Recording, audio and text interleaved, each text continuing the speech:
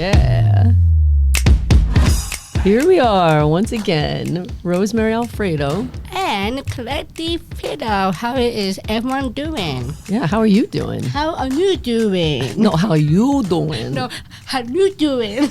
Wait, you just gave me this sign like under your chin with your hand, which kind of means a little bit of like F you. No, but it's not. I got That's not what you meant? Episode called Friends, and this guy named Chewy actually does that. Oh, well, he's doing that to somebody. That's not a great thing. Yes, exactly. But you just did it to me. So you knew that? No, I knew that entire time of that episode. Oh, anyway, that episode. so back to us. Oh, back to us. Yes. Yeah. So coming off a busy A week. busy week. It was a very good busy week. I had a busy past weekend.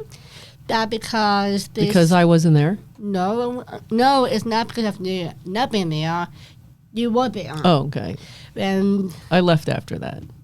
we both did, but yes. We both left, and this company... All right, we're not on the same page right now. I think we're not. I was just talking about I left for Mimi's to go visit my mom. Okay, back it up. Yes. Yes. Back it up, Happy. Back it up. But no, I meant about the company came on Friday to my that was cool. space and kitchen. Yep, you did the tour with, I don't know, there must have been about 16 young individuals. Yes, we have a DVD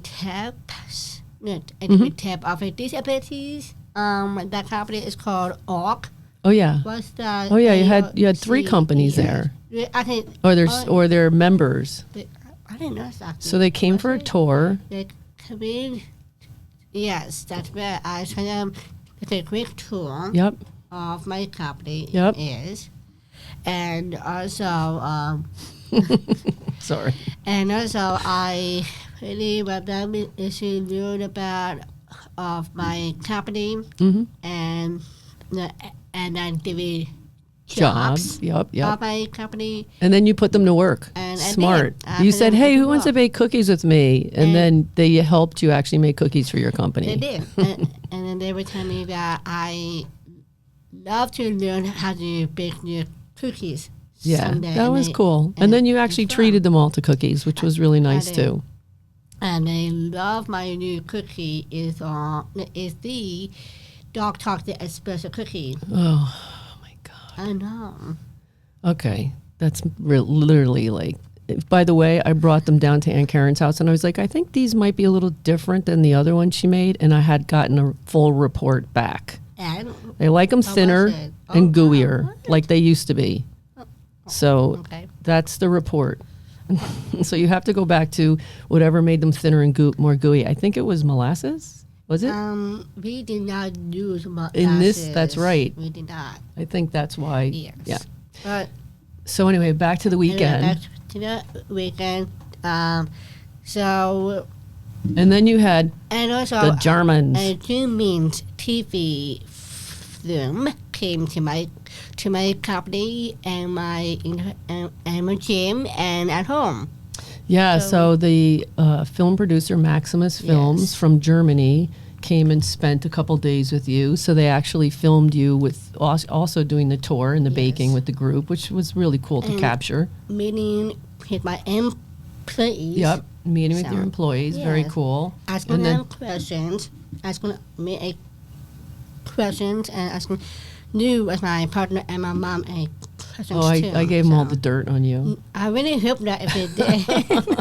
I gave them all the times you almost got kicked out of things and how you, I just remembered a story I'm totally telling on this podcast today. But we'll get to that. I need to write it down so I don't forget. Wait, I'll just do a mental check. The muffin in the backpack. No! Bad idea. Okay, but we'll finish first. Yes. No, we're definitely doing the muffin in the backpack. No, we're not. But that is a bad thing to do with a aide. To be honest with you, it might have not been a nice thing for you to do, but it also showed how clever you were in trying to get around the system. From that aspect, we'll appreciate it. But anyway, let's get back to the German TV producer, documentary producers for a second. Okay. Interestingly enough, and this was kind of very upsetting to me. So they were great. We loved them. We actually even had I think before they left, we had a little glass of wine or something with them, which was really fun. They were fabulous.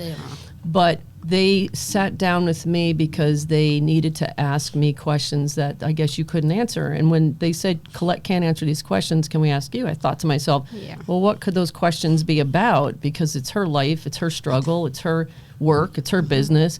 But when they asked me this, I understood why you were like, I don't know how to answer that. And I was blown away by what they asked me and told me. So they said to me, so this is Colette's company, correct? And I said, yes, she's the owner of the company and she's the CEO and the COO of the company. And they said, well, how were you able to do that? And I said, how were we able to do for her to open up a company? And they said, yeah, how were you able to do that? And I said, I don't know, you go online, you go through the IRS and you pick out your name and you become legal. And she said, and I started telling her like all the steps, and I said, we actually teach a class like this. And she said, no. But how did the government allow her to open a company? And I was like, wait, what? What do you mean the government? The government has nothing to do with it. And she said, what do you mean they have nothing? She can open a company without getting an approval from the government? Yes. And I said, anybody can open a company without the government having to approve it. And she said, oh, not in Germany. She said, in Germany, you have to apply and complete like 12 pages, and you have to send it to the government, and the government has to decide or not, no matter who you are, by the way, if you are capable, have the experience to be able to run a business, and are competent enough to run a company. And then you have to wait for their response before you can actually start your application for a name and getting incorporated. So people with disabilities are just across the board not allowed to start their own companies. Can you believe that? They're just across the board, they're considered not competent. That is unbelievable. Then I was like, that's why you're here. That's why you're following Collette around. And she said, that's exactly why we're here. And I said, well, I highly doubt you're going to change the policy. She goes, no, we'll never change the policy in Germany. That's like almost impossible to do, period. But we'll disrupt the thinking. And I was like, wow. And I said, that country is like very strict. Yeah, very strict. Very strict. Yeah, she said that you can't even go to the doctor without filling out like 18 pages of something of why you need to go to the doctor, and then the government has to approve it. Yes, exactly. And then she said, but we'd love to have you guys come and visit. And I was like, yeah, you didn't really just talk me into that. But actually, that would be a nice place to visit. So that was kind of really amazing and interesting. But wait, before I forget, can I tell the muffin story? No. I have to. No, you don't. I don't want to have. So when Collette was younger, no, come on, this takes a lot of. I want to have that aide is to leave from my high school because I this was aide, so I put this was younger than high school, dude. This was like elementary school. No, it was. Yes, it was. It was Mrs. Weston. Oh, she's the worst. Hopefully she's not ever listening to this podcast. Please start listening to this. You might think she was the worst, but I felt so sorry for that lady that she was your aide. I was like, ugh. And you used to like run and hide on her, and she'd have freak out like she lost the person that she was supposed to be in charge of for the day, and you'd be hiding on her, and then you wanted her out so badly that you actually, I don't know if you actually stole the muffin, but I think you did, didn't you? No. You did, didn't you? Where'd you get the muffin? So the truth is, I do want her is to leave. I really do with that because I don't want to be exactly like those people with disabilities to have an aide to be with you in school. Yeah, you hated that. I hated it so much, and that's why I don't want to be those people with disabilities, and that's why I like to send her home and then get her fired. Yep, and which I did. It was so bad. No, you didn't get her fired, but you tried, and it was a good try. But poor Mrs. Weston. I know. I feel so bad for her. Do you? Yes, I do. Really? I've been well, you can apologize right now if she ever listens to the podcast. Listening to Miss Weston as my aide, I'm so sorry. I did put a chocolate puffin in your bag to get it fired. Well, let's tell the whole story though. You put the chocolate chip muffin from the cafeteria in her bag, and then you went to the principal's office. And what'd you tell Dr. D? Who? Well, you don't remember. No, I was in her office a lot for you. But I told her in her office that I want her to leave now, be my aide. Okay, hold on.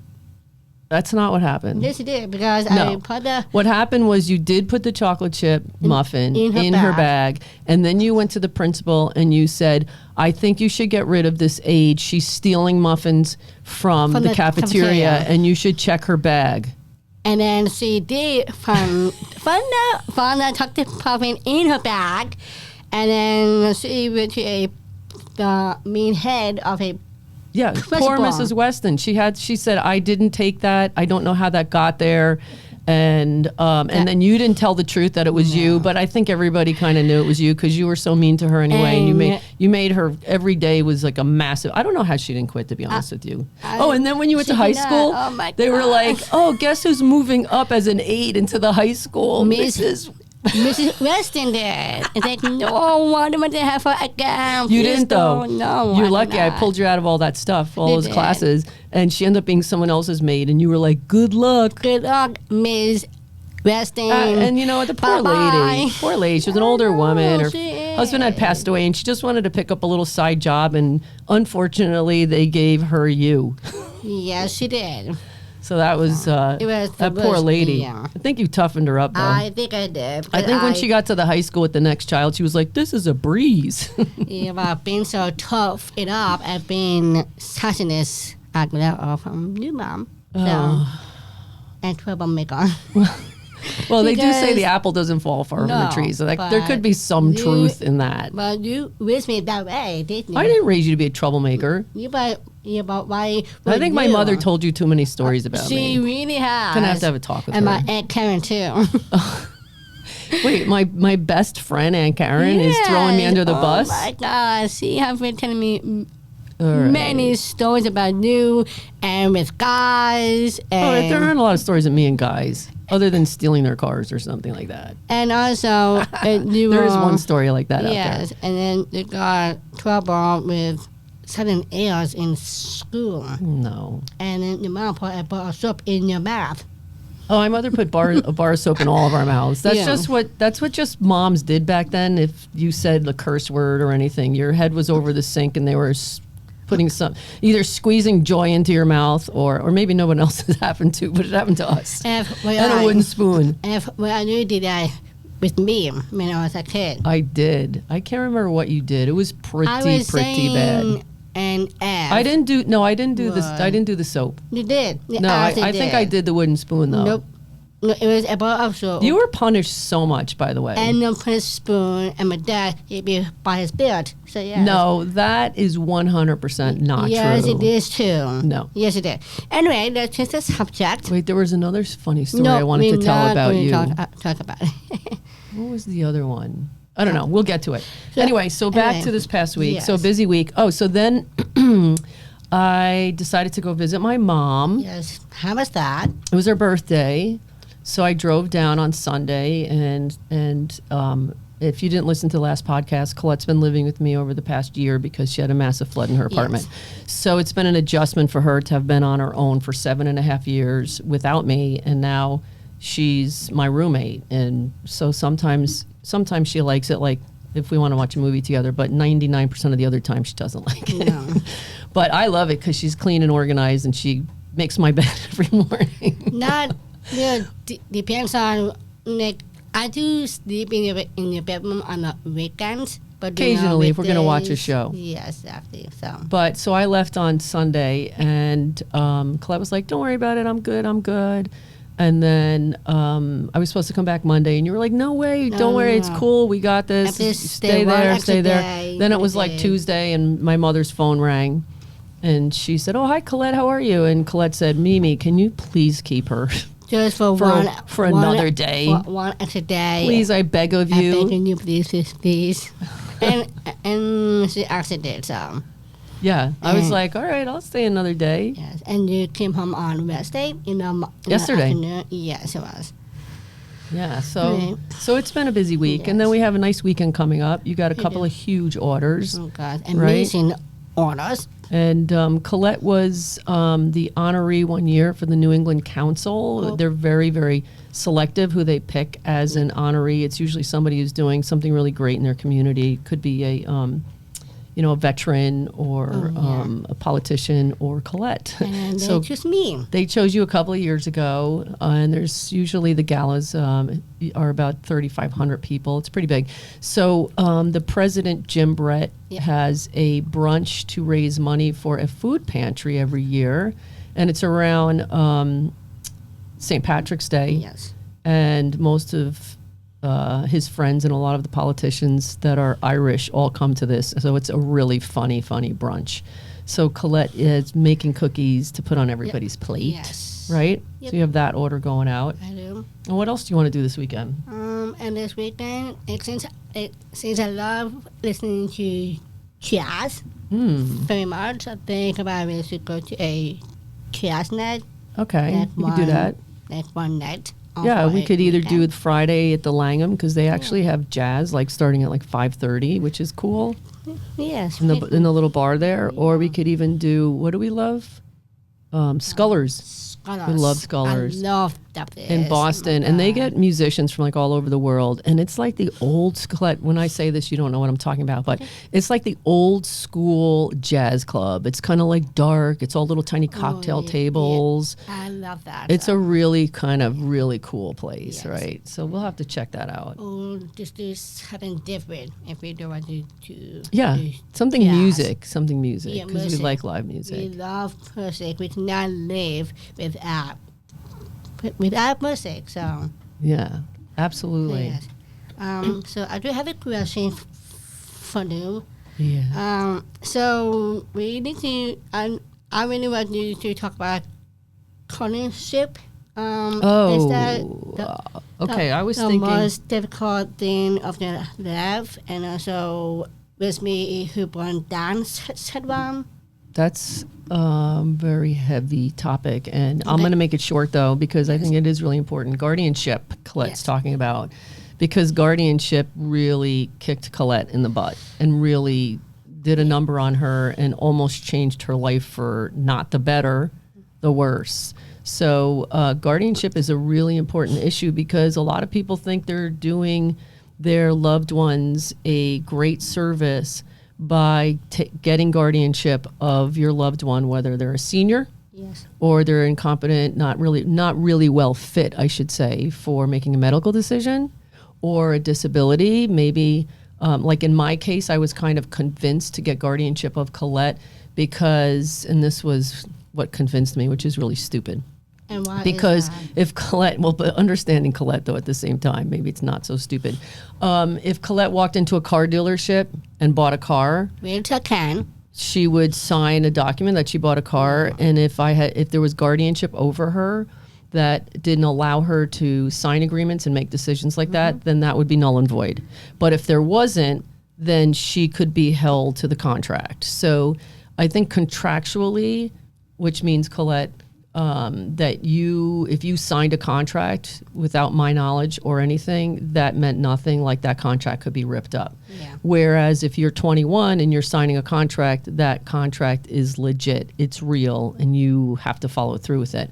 So that was one of the reasons why I was like, oh, definitely. You never know what Colette's up to. She's always looking at cars online. She's always looking at houses online. I still do every day. So I'm like, I better get guardianship. The most important thing that people need to realize, and I almost like hit myself in the forehead, like, of course, that makes total sense. Why didn't I think of that? Is that once you step into a courtroom, whether it's to ask for guardianship and you're in front of a judge, you're actually bringing your family and your loved ones in a relationship with this judge, and that means that this judge can also control your loved one's life. Yeah. And so I never looked at it from that perspective because I never thought there'd be any judge that would want to do that. But I had guardianship over Collette for a while. But what happens is Collette went to college and, she lived on her own at college. And I was like, okay, well, you know what? Collette deserves to have her full human rights. She's proven herself. She's, smartened up and she knows safety. She knows what's right and wrong. She needs to have all of her human rights available to her. Right. Yes. So in order for me to dismiss guardianship, I had to go back to the judge. Oh, yeah. And I had to ask the judge to dismiss guardianship. Well, my ex-significant other decided that Collette should have guardianship. And so he showed up and asked the judge, and this can happen anyway, whether it's with another person or not. The judge can decide this. You've put your loved one's fate in the judge's hands. The judge can strip it from you. The judge can say, you know what, I'm thinking that I'm going to get Collette a different guardian. Bingo, that's what happened. Oh, that was like another Mrs. Weston story. Do you remember that lady? Whew. So the next thing you know, the judge says, I think we're going to get Collette a guardian. And this woman, this nasty, I wish I knew her name because Sharon Dornfeld. No, wasn't Sharon Dornfeld. Sharon Dornfeld was like the convincer to the judge. Yeah. It was that other woman from Greenwich, Connecticut. Oh, yeah. Oh, I think her She met you for 5 minutes. She put a whole report together on why, yes, she's going to take Collette on as being her guardian and how Collette shouldn't be anywhere within 45 miles of me. Yep. Can you imagine? And Collette should be in a group home, and the mother is in denial that her child has a disability, and blah, blah, blah, blah, blah, blah, blah. You even imagine? I'm completely stripped of any control in my daughter's life. She's being pulled from me, and Colette's being completely stripped from all her human rights. Many times. So that was, we don't need to get into that whole story because it was brutal. It was a brutal year, and we really couldn't get Colette's rights back. It became like a whirlwind circus of like the judge up for re-election and all of these other people coming in there and trying to take control of Colette's life, probably because they get paid money for it. Yeah. I mean, I don't know why this woman gave a crap about you. Plus, she didn't even spend any time with you. And I think it was just a paycheck. Yep. And what do? We never solved the issue. It went on for a year. It was a fight. I kept telling the judge to just take you in the other room and ask you, ask you what you want and give you your rights back. And the state, this is Connecticut, and the state of Connecticut deemed you competent. So, and nobody's following it. So finally, I got on the front page. My family was so upset with me. I got on the front page of the Danbury News Times. Oh, yes. Big picture, front page Sunday News. Yep. And it said something about... Divorce? No, it said something about a court system not acknowledging a person with disabilities' rights. And just like what a mad mess it was. Yeah. And it told our story and your story. And we didn't tell anybody we were doing that. No. Remember they came and photographed us? I remember that. And of course my family was like, what the heck are you guys doing on the front page? And I was like, I don't know what else to do. Nobody's listening to Collette. Nobody's giving her her rights. She's proven herself. What else am I supposed to do? Get the media. That's all I can think of. So when we went to court, they were pissed. They were pissed. The judge was hit the face that he had on, and we finally just got up in the middle of the nonsense, and we said, we're out of here. And he said, you can't go anywhere. And we were like, we're out of here. You can't move out of Connecticut. I was like, really? Watch us. And which we did on the next day. Remember, he was like, well, you'll be arrested. And I was like, you know what? Bring it. You want to arrest me? I'm going to be all over the New York News on how you're stripping a very competent woman with a disability of all of her rights. Bring it. And then we moved the next day to Boston. To Boston on the next day, and then they told me to stay. Well, we contacted the Disability Law Center, which is phenomenal. We told them the whole story. We showed them the front page of the news. We walked them through everything, and they were like, just get her, let her become a resident of Massachusetts, and we got your back. Yes. And they did. They're like, we got your back. We'll be dealing with Connecticut. And finally, that was over. Anyway, guardianship. Don't do it, but do proxies. You can get an attorney, right? Don't go into a court. to get rights. That's the biggest mistake. But you can get an attorney to do a proxy. A proxy, Collette, is like, it's still an agreement. Like I could have a proxy if I wanted to of Collette medically, which means Collette can't make a decision medically for surgery or for something like that. She has a proxy, and I would have to make the decision. I don't have that for Collette, but that's an option for you. And then the other option is like finance. You could be in a proxy for handling, their finances, but don't go into a courtroom. And housing. Housing? Yes. What about it? Housing making the decision? Yes. Yeah. So. In any event, moving on. Yeah. Wow, that was a heavy one. That was a very Let's heavy keep it light one. now. Yes. Let's discuss about MGM. You just looked at my paper. MGM. First of all, it's MGH. Yes, and second of all, that's another heavy one. That is It not is. for So today. no. Okay, how about this? Okay. How about Collette? Stop Yes. looking at my papers. I These are my love cheat looking notes. at them. I see you looking over here. Okay, why cookies? Why cookies? Big question everybody asks you. Collette, you make pies, you make cakes, you make whatever. You make everything, right? All baked goods. Why did you choose to start a company with cookies? Well, actually, so that is a very good question. Since I love baking cookies, everyone loves them very much. True. And that's why they have been telling me that I can stop eating this whole bag of the cookies. And that's why I like to do is package and ship it out to those amazing customers who loves my cookies. So basically, cookies, because you make great cookies. By the way, you need to. So our podcast guy that we love over here, who we're going to interview one day, also has a child with some special needs. So he's going to be a great person to interview. Dave, Yes. Has Collette brought you any of her cookies? Yes. And the first time she arrived here, she brought me the cinnamon chocolate chip. Okay, And so they were awesome, and I ate them all. So make a good example. I think every time you With come to the Dave. podcast, you need to bring him something else. Yes. So with Like how this sounds. yes, but with Are we thinking the dark chocolate espresso? Are we thinking oatmeal raisin? it's totally breakfast It's cookie? totally up to you, Dave. Shortbread? I'm thinking all Which your kind? cookies. All those sound awesome. I would say surprise me. Okay, Oh, you could do a little pack. I do. Little I sample pack. actually do have on my website is 6 2-packs, 12 2-packs. Yeah, you could do a sample 2-pack. Packs. So yes, And then, so Dave, is anybody in your family gluten free, or you're all yeah. I can make No, we enjoy our gluten for the most part. perfect? Yeah, So- so it's all good. Like a good example with Dave, he did say that I love the cookies. They are a amazing.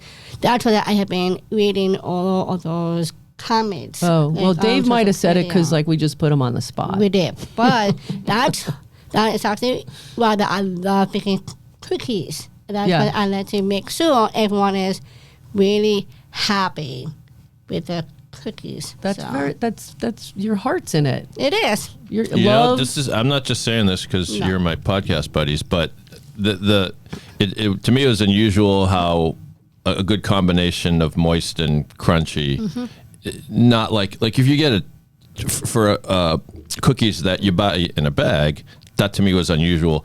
Like it's such a far cry from like a Chips Ahoy, which Oh is my like God. we've all had Chips Ahoy. Like Right. they're not the worst thing in the world, but they're like Yeah. so dry and brittle. Yeah, totally. Right? There's not one amount of chew, and then sometimes they go too far the other way. This to me was a triumph in the texture. Yeah. And she has a process. I don't want to say process because No, that's a bad word. it is. But the way she does things is purposely so it stays soft, like on the inside, but it has a And crisp. chewy. Yeah, Like soft. that's kind of has to do and with chewy. how you like make them, but then you keep them on the rack for a certain amount of time, And cook so the them. outside gets crunchy. Yes. Right? You've like perfected. You have perfected that.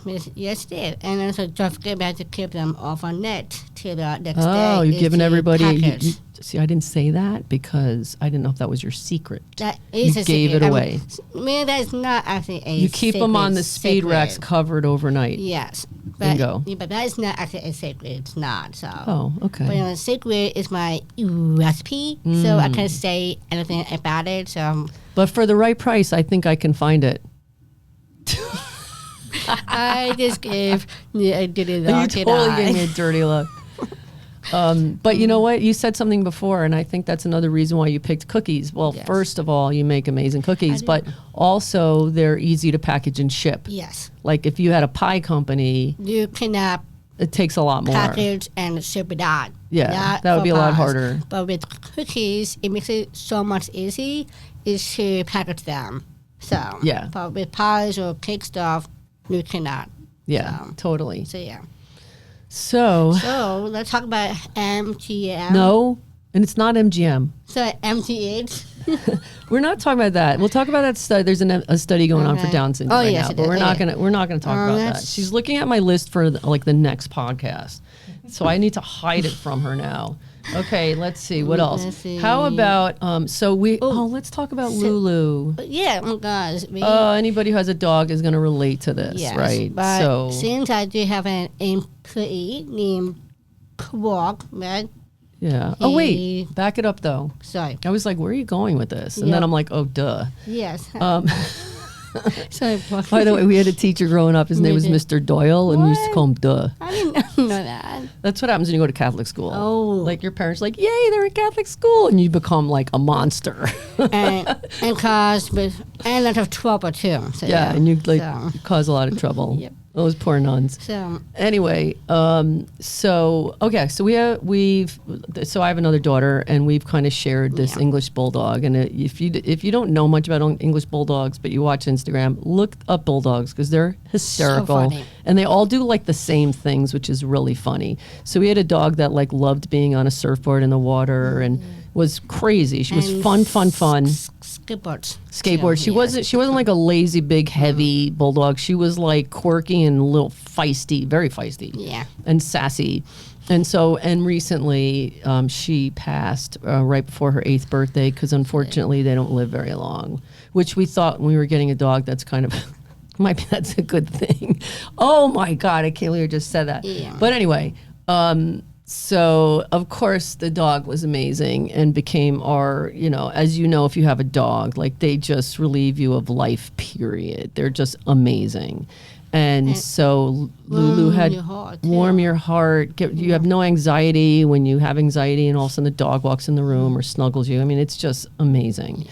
Or you wake up early and you're like, oh God, I wish I could get back to sleep. If that doggy's next to you, you're falling back to sleep. And bulldogs, like they hug you. They constantly touch you. They put their paws on you. They like to hold on to you. And the head on your chest. Yeah. Oh yeah. She'd snuggle right up and put her head on your chest. I love that so much. So right before her 8th birthday, she started to get sick and she had heart disease. And so Blake, my other daughter, had to put her to sleep. And so we've all still been mourning, and this was January 10th. Yep. And people handle mourning in different ways. They do. So for me, I was like, you know what? I need to write a book about Lulu because Lulu has lived in Boston.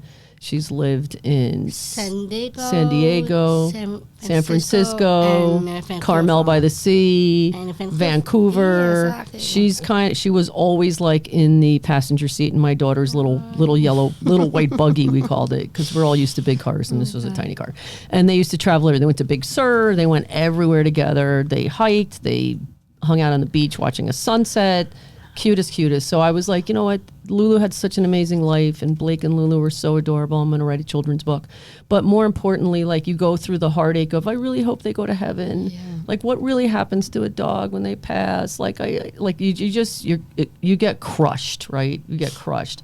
So of course I'm very spiritual. So I'm sending Blake these books of these very well-known, what do you want to call them? I don't know, very spiritual people that actually can connect with your dog in heaven. I know it sounds ridiculous, but no, it's not. Thank you. It's really not. So I'm sending those to Collette and to Blake, and I'm like, listen, she's probably going to be with my dad. He might not be very happy about it, but oh no, because she's so feisty and sassy. I am literally crying right now. Oh, I'm sorry, but so now we can talk about Brooke. So Collette has a gentleman that works for her that has special needs, not visible special needs. And he is this amazing artist, like ridiculous, like he does comic strips with this crazy attention to detail. He creates his own villains and heroes, and his work is insane. So I put this book together, children's book, which I wanted it to end, and I ended it with, and there's not a lot of books out there for this, and that's kind of why I did it, with like Blake snuggling with Lulu, all of us snuggling with Lulu, and knowing the angels were coming down and going to take Lulu that night, and we all kissed and hugged, and then it kind of shows the angels coming down and lifting Lulu from the bed, you know. So I wanted to end like that because I was like, you know, it's just so upsetting, heart-wrenching when you lose a dog, and as a child it makes no sense. So let's create this really fun book about Lulu's adventures, but then also how the angels came down and Lulu grew wings and she flew up with them to heaven, you know. So Blake's employee Brooke, you want to tell him about Brooke? I'll probably have to do it. Colette's famous words when she doesn't want to do it is when you don't want to do something at work, you always go, you know what, I'll probably have you do this. Anyway, he's doing all the illustrating. So the book should be out probably by Thanksgiving, but we're looking forward to it. It'll be super cute. Yeah, and he'll be working for me in my company since maybe a half a year. Yeah, a long time, almost 4 years, which he could never hold a job before because he'd get anxiety or he didn't like how he was treated and he wasn't valued and he was bossed around. And now he's like a supervisor in your company and you include him in all your decisions for your company. And also taste testing and all that good stuff. Yeah, he's like your right hand. Yeah. Yeah, totally. Anyway, what else you got? My question is, can you please... you have a question? Yes. Can you raise your hand? So I'm sorry, your hand's not raised. You've been like that guy from the SOP Bio. Oh my God, AP Bio. I need to start watching that. It's not for everyone, but I loved it. And it's not for me, so. Lorne Michaels from SNL, producer of SNL. It's his production with Seth Meyers. And it's really a dysfunctional man's life. And he's like a brilliant Harvard philosopher. It's the guy that plays Dennis on Sunny in Philadelphia, right? Yes. Isn't that guy? Yes. He's wickedly funny. Have you seen any of the episodes of AP Bio? I actually haven't. Okay. It's on my list. All you got to do is watch one and you're going to be hooked. You know how some shows you got to watch like 3 or 4 and you get into it? Yeah. You watch the first one and you're like, what the heck? And then it just continues and it's fantastic. I thought it was great. Not for everybody. Like my sister watched it and she was like, this is so stupid. And I was like, okay, I can't recommend comedy shows to her. You know how you have certain people that you know like wouldn't like it. Yeah, her. You have to recommend something like. Well, it sounds like it's a little weird, subversive, maybe, right? Yeah, yes, it is. But so I enjoyed that very much. I mean, that's what Sunny in Philadelphia is like. Exactly. And I don't know, maybe like a real life South Park almost. Maybe. I don't know. Yeah. So I like to know. Report back. Yes. That's your homework, Dave.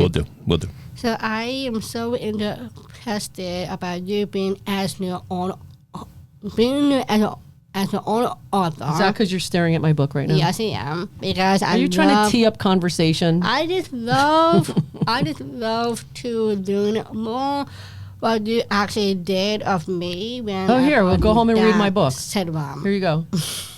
You want to know more? Up close. You know, okay, so I wrote a book, and I tell people it's a book for dummies because I'm not a writer.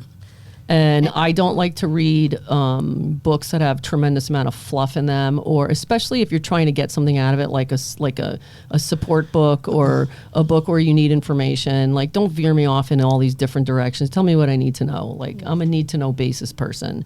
So I had been, like, I had mono and I was out of count for a long time, and I was going crazy that I wasn't able to, like, be out in society and be out, like, in my job, really. So I decided I was going to write the things down that I thought helped you the most in life. Okay. And I was like, let me think of what they are from the time she was younger. Like, what do I think those, and I kind of outlined what those were. And then I thought, and people have said to me, you should write a book. And I was like, okay.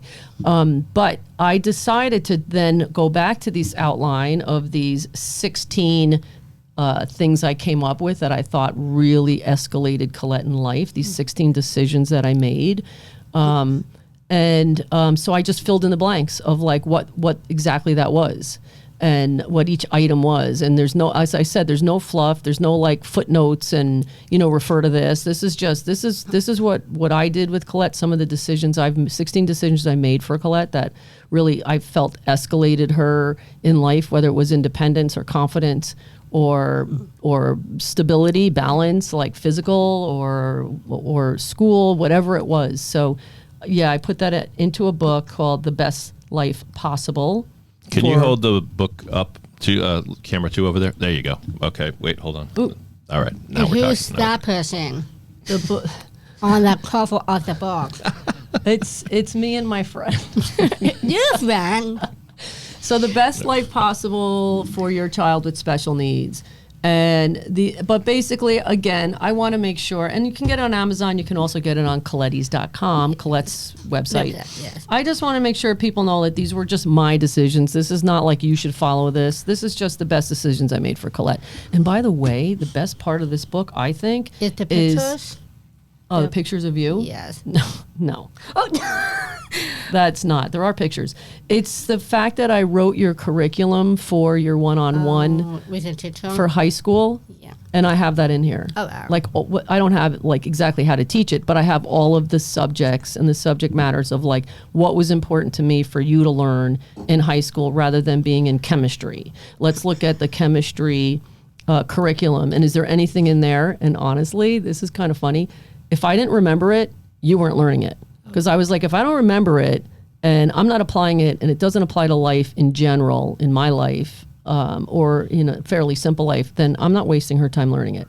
So anyway, that's what's also in the book, which I think is really cool. But the book goes into nutrition. It goes into, because I was a nutritionist and a personal trainer for a very long time and owned a gym. So it goes into that. It goes into the importance of your pediatrician. It also goes into how to get around the system and how to get more resource for your child, how to make that happen. And there's a lot of easy things about that, but people don't know it.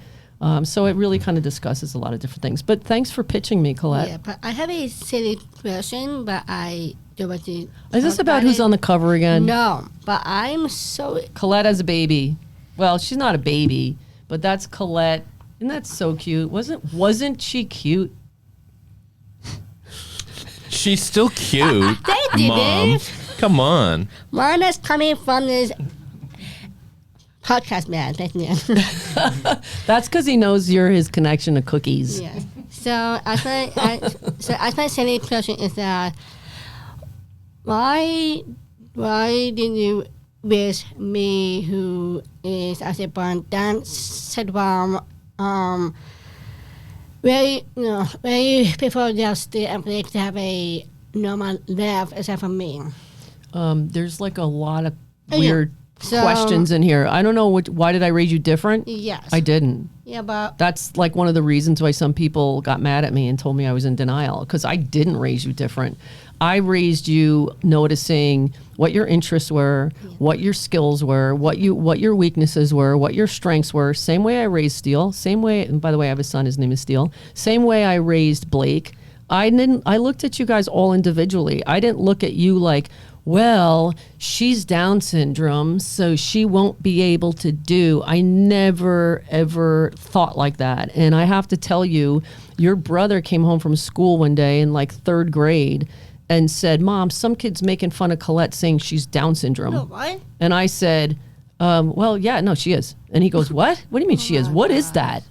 And I had to explain it to him. And he goes, why didn't you ever tell me? And I was like, what? Like, really? I need to sit people down and say, by the way, Colette's Down syndrome? Like, why would I? What? Like, she's an individual, just like you are, just like your sister is. So I never raised you differently. If anything, I documented things more with you. Like, I kept a binder on what you should be doing at your developmental ages and what you were doing and what we needed to, like, focus more on. But I did not raise you differently. Why is vegan? I mean, look at you now. Who else do you know that's 34 and that's running 2 companies and that speaks all over and that's, I mean, who do you know? Yeah. Bitch, you amazing. But yeah, like I'm unique. So I got a little clever as well that they can still have a normal life. I mean, it's You say normal life. No, sorry, not normal life. But why? So why God who has to choose me to put on dance syndrome? Because you know why? I think I know that answer after all these years. Because you're going to change the world on how people think. And why? And God knew that you're feisty enough, just like Lulu, and me, and you're sassy enough that you're going to get in front of people and you're going to be like, look, so what? I'm Down syndrome. Big deal. Look what I'm doing. Yeah. And so you're going to make people start to think, wow. And so that's why. And God gave you to me, I'm convinced, because I like kicking down doors. And I don't really mean kicking down doors, but I like fighting for the underdog. I like lifting people that are not noticed and don't have a voice. That was always how I was growing up. When I told you I got kicked out of a couple schools, one of the reasons was because a nun was being so mean to this girl next to me who had a stutter, and she was making fun of her. Yeah. So I kind of always gravitated towards those people, not to the people that were really successful and really going places. I gravitated more towards the people that are unnoticed and are, and are not as, whatever you want to say, popular. Anyway. So did you, did you actually look up and read about dance syndromes? I started to, and then I was like, no, I'm not doing this, because there's not a lot of update. There wasn't when you were born 34 years ago. I went to the library, and everything I read was institutions, mongoloidism. It was so horrible that I was like, I just not doing this to myself. She's going to be, listen, my brother said this to me when you were born. He was like, I don't give a damn what label you want to put on her. We're all a product of our environment. You could raise a child that has no label disability, and they could grow up to be the biggest screw up. Oh my gosh. So don't it doesn't matter if you have a label. You're a product of your environment, and you're meant to be here for reasons that you're meant to be here. This one love to say I'm still on the hot seat. You have another question? Abilities, not disabilities. That's right. Well, you know what, Collette? I think another thing you can change, and this is where we'll kind of sign off. I love that you hate saying the word disabilities, because I hate it too. Yes. And it just makes people think you're disabled because of the word. I like that you want to change that word to differences. Yes. I think that's awesome. Let's talk By the way, I have one more thing to say, and then I think we should go. You have something to talk about? Yes. A trophy that they made. Okay. We'll talk about that instead. So if you've noticed this Oscar, it looks like an Oscar, right? Yes, it is. Okay. So basically, there was a documentary done on Collette. I don't know if we talked about this at all before. There was a documentary done on Collette, and that I'm turning it the wrong way. Okay. And that documentary, it was on Colette's life. It was called 17%, because it represents that only 17% of people with disabilities are actually gainfully employed. The rest want to be employed but can't seem to get jobs. So there was a whole kind of thing done, a documentary, about 15 minutes done on Collette and her life and her abilities, and it went into all of your employees and their abilities and what everybody's capabilities and how amazing everybody is. And it actually won an Academy Award. It did. So, and that was this year. Yes. Right? So that was really cool. It was up for an Oscar, but it wasn't chosen for one of the short films as an Oscar, but that was really, really cool. But I do know that they talked about it's not actually 17%. It was a different. Well, yeah. Well, the statistics are in at the end of 2024, and it's now 23.7%, not 17%. So that's good that it's risen a little bit. Yes, that's good. It's still pretty low, but that's pretty good. But isn't it mostly unemployment? Or the people that like you, all the rejection you went through trying to get jobs. Yes. Right? Yes, it is. Yeah. So that's what people are faced with all the time. Yes, because that campus is changing every time. So that's why you're here, because you need to change it. Yes, that's why I'm going to make that big I think you should get a job as a senator. I think I should. Oh, I definitely don't think you should. Anyway, Collette, this was fun. This is really fun. Yeah, this was cool. Yes. And one of the things we've said before, if anybody has topics you want us to cover, and not that we we are experts at anything, or anybody wants to reach out to us, reach out to Collette at collettes.com. And Mom too. Peace out.